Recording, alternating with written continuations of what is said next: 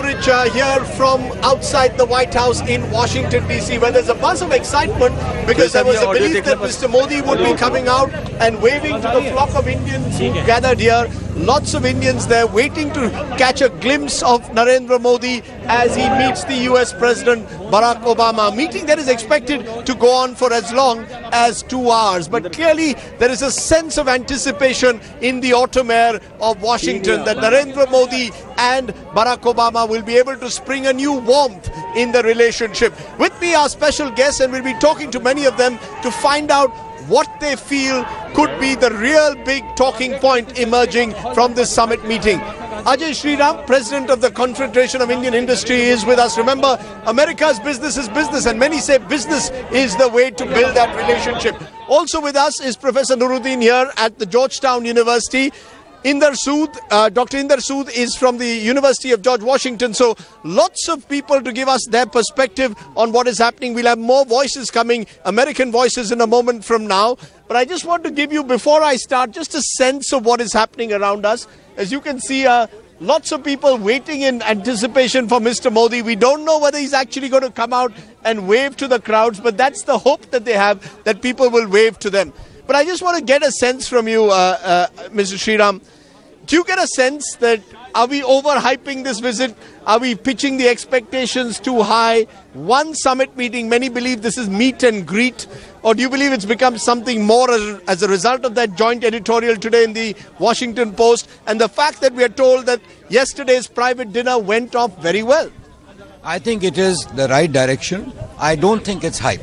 I think if we see the way things have moved over the last couple of months and in the last 1 week, I think the relationship which is evolving and developing between between US and India is important from the point of view of trust.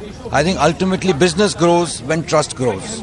And unless and until there is a meeting of minds at the leadership, at the political level, the reality is countries don't collaborate, people collaborate. So I think if there's a trust among the people at the senior most level, business will automatically come about. Because a lot of people are telling me about the G2B relationship, government to business.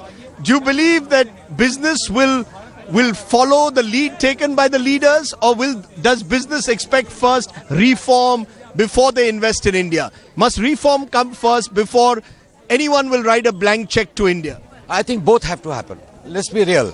I mean, government policies, government rules, regulations, taxes, all these factors make a difference in terms of that makes a difference in terms of what is the perception about investing company or investing country. But I think India is going through very positive changes. Things are already happening, and I'm confident that with the direction our dynamic, hands-on Prime Minister, who's really the CEO of the country, the pressure he's putting for reforms and efficiencies, I think we will have a very positive outcome. That's an interesting word you use. So I'm presuming that it's not just Prime Minister Modi who's meeting President Obama, but it's CEO Modi. Is that, that's a businessman's perspective from the CII president, that it's CEO Modi who's meeting the American president. Do you believe that is the nature of the evolving relationship, that America is a country whose business is business? America wants India to open markets. It wants India to try and explore areas for greater investment. Are you going to go along with that Mr. Modi is going to play the role of a CEO today? I think he should, because that's his strength. But he's the CEO of a very fractious country and a very fractious company. I mean, to get the kind of reforms that Mr. Sriram also acknowledged are important is going to require that he get Rajya Sabha to cooperate, that he can get state governments to cooperate. That's difficult. And so one hopes that in his CEO mode, he can convince President Obama that this conviction for reforms doesn't just end with him, but that he can bring the rest of India along with him. You know, that's important. I know, Professor Sood, you've been telling us this over the last couple of days, that look, Rome isn't built in a day. This relationship is not going to be built in a day again. It needs to be reset. It needs to be reset by focusing on the economy, by getting the economy right. It needs to be reset by getting rid of red tapeism. How do you respond? Well, first of all, let me say that I don't like to call Modi CEO Modi, and I don't think he likes to be called CEO Modi also. I think we should look at him as a leader. I think a leader's job is to set the tone, and he's setting the tone. Having said that, I would agree with you completely that this is a start. It's great to see all this tamasha around us, all these festivities and so on, but the hard work is ahead of us. I think we have to be careful not to be carried away by the moment. I think the hard work is ahead of us. I think Prime Minister Modi understands it. Right. And I think we can expect him to actually focus on the big issues. Okay, so you're saying that you've got to somehow or the other look at ways in which the red tapeism ends before the two leaders can meet. Okay, so I'm going to raise the issue, and we're being asked to move a little bit ahead because of security reasons. But I just want to get a sense of why this relationship, in a sense, now can reach the next level. What will it take to reset the relationship and take it to the next level? And that's the word that's been used right through this trip: reset and rebooting the relationship. Yes, I think. Just a minute, please. Yes. I think. How do you reset a relationship? I think the signal I will look for is when it's not just the politicians who are saying we have a mutual understanding. The relationship will be when our business people start saying India is a place to do business. I think that's the moment I'm looking forward to. That's the moment Modi has to bring up to. Right. Let's look at it from this point of view. Mr. Modi's way of looking at this entire thing is very much driven by him, the individual. Do you believe that Modi, the individual, has to drive this relationship? I think in any setup, in any country, especially a democracy of India's size of 125 billion people, and with the complexity of governance, we require a strong leader. There's no two ways on that. And I think he is setting a very positive direction. He is setting a benchmark of performance, which is being pushed by across the board, whether it's the politicians, whether it's the bureaucrats, whether it's the business people. I think everyone is working towards getting results, which is good for India. India requires jobs. We require 1 million jobs a month for the next 10 years. And unless and until economic growth happens, I think the Indian population, Indian people will suffer. So I think the direction of a strong leadership is essential right now, who demands results and will get results. So you're saying that Narendra Modi is the kind of leader who can break this, because it's about the Modi individual. Is there though the other side that we are, and Mark Brunner is going to join us from America in a moment, is there a sense that we are investing too much in the individual? We're going to have to build institutions. That yes, Modi has the dynamism to change this relationship, but what about the institutions? Mark, you're joining us at the moment. Do you believe, Mark, that are we investing too much? Is this about Mr. Modi alone, or does Team Modi need to really change the way America looks at India? He's broken the ice with President Obama today.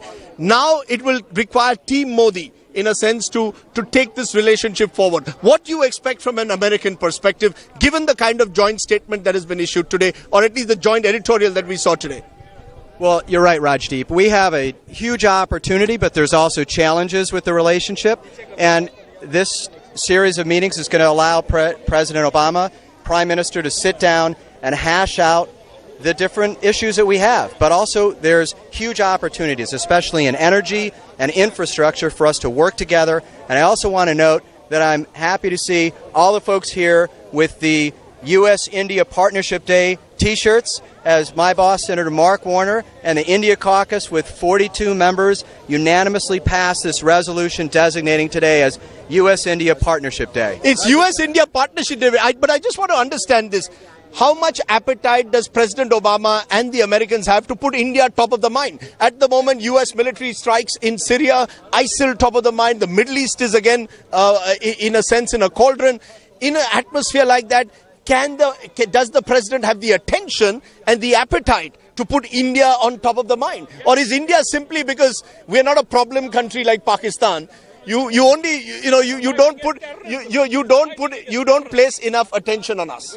So what I would say, Rajdeep, is there was a private dinner with the President last night at a very high level. Today, we're going to talk about those issues, but also I think we're going to look to see what the Indian government's position is on international issues like ISIL, like Ebola crisis in West Africa. What is India going to do in the global arena. And, but what are they going to bring to the you argument? heard Prime Minister Modi yesterday talk about ISIL and say that the same global terror forces that attack India are also forces that have been promoted, some would say, or certainly have risen on Pakistani soil, have risen in Afghanistan. These are forces that threaten us as well. Can we expect the US president to understand India's concerns on terror? So what I would say is, you brought up a great point about the region. I think we just saw that the White House is announcing as we speak a new agreement on Afghanistan, that we're going to have a security agreement moving forward. And again, I think that one of the things that Senator Warner has pointed out is India needs to be part of the discussion on post-Afghanistan. When we draw down, India is going to be a huge player in the region. And that involves Afghanistan, that involves Pakistan, and all the other regional players. That sounds nice, Professor. Do you believe that Mark is, in a sense, hoping for the best? Because I come back to it. You know, India is not a problem country. India is a solution country. And the Americans perhaps spend an excessive amount of time looking at the problem countries of the world. Will they spend the same amount of time in nurturing this relationship? Go ahead.